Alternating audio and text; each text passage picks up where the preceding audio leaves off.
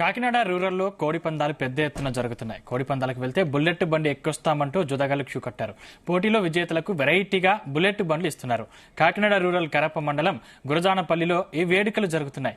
రోజుకో బుల్లెట్ వంతున 3 రోజులకు 3 బుల్లెట్లు బహుమానంగా పెట్టారు.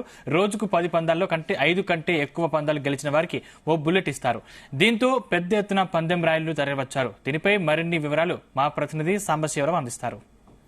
ఉమ్మడి గోదావరి జిల్లాలో అంటే కాకినాడ ఉమ్మడి తూర్పు గోదావరి జిల్లాలో కాకినాడ, బిఆర్ అంబేద్కర్ కోనసీమ, తూర్పు గోదావరి, పశ్చిమ గోదావరి వచ్చేసరి పశ్చిమ గోదావరి, భీమవరం 5 జిల్లాల్లో కూడా కోడి పందాలు లేని సంక్రాంతి జరుగుతూ ఏదైతే ప్రస్తుత డిప్యూటీ స్పీకర్ రఘురామకృష్ణరాజు ఆయన కోర్టుకెళ్లి కూడా గతంలో ఆయన కోడి పందాలకి అనుమతి తీసుకోవడం జరిగింది. ఈసారి మన కాకినాడ జిల్లాలో ఉన్న ప్రస్తుతం చూస్తాం మన కోడి పందాల కోసం ప్రత్యేకంగా 3 బుల్లెట్లు పెట్టారు. ఈ బుల్లెట్లు విజేతలకు ఇస్తారు. ఇదే కాకినాడ రూరల్ నియోజకవర్గంలో కరపలో ఒక కారు పెట్టడం జరిగింది. దాని ఖరీదు 40 లక్షలు ఖరీదు చేసే కారు. ఇప్పుడు 3 బుల్లెట్లు కూడా ఇంచుమించులు అంతే ఖరీదు చేస్తాయి. దాంతో మనం చూస్తున్నాం చాలా కోలాహలంగా సందడి వాతావరణంగా. చివరికి మనం చూసాం మహిళలు కూడా పెద్ద ఎత్తున కోడి పందాలు తొలగించడానికి వస్తున్నారు. ఇప్పుడు గురజనపల్లి బరిలో మనం ఉన్నాం. మాజీ సర్పంచ్ గారు మనతో ఉన్నారు. ఏమన్నా పందాలు ఎలా జరుగుతాయి, ఎవరికి ఇస్తారు, ఎలా పోటీ? ఈ మహమ్మలు ఎన్నోకి ఇస్తారు.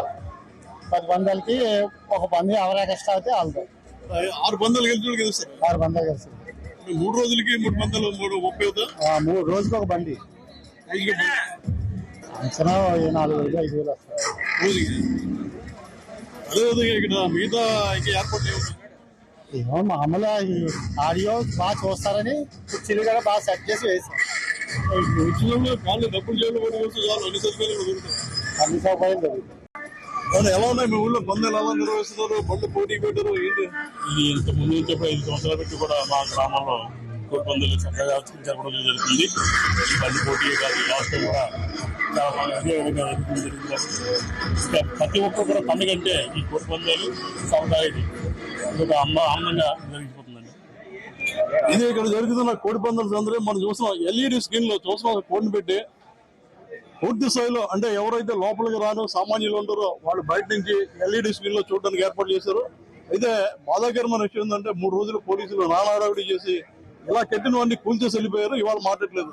మాకు అనవసరంగా ఖర్చు చేశారు. వాళ్ళ వల్ల పోలీసుల వల్ల మాకు డబ్బులు వృధా అయినాయి. ఎవరికి ఇచ్చి మామూలు వాళ్ళకి వెళ్ళిపోతున్నాయి. కానీ 3 రోజులు అడవిడి చేసి బరువులు ధ్వంసం చేసి కొంతమంది మీద బైండోవర్ కేసులు పెట్టి నానాడావిడి చేశారు. ఇవాళ కనపడడం లేదు. ఇంకేం చేశారు సార్?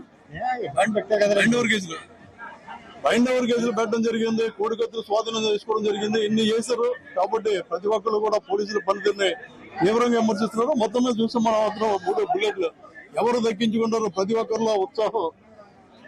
ఖచ్చితంగా బుల్లెట్, ఎందుకంటే బుల్లెట్ బండికి ఉన్న డిమాండ్ ఇప్పటికీ తగ్గలేదు. ఇది కోడి పందాల్లో గురజనపల్లిలో కనిపిస్తున్న సంఘటన. సాంబశివరావు.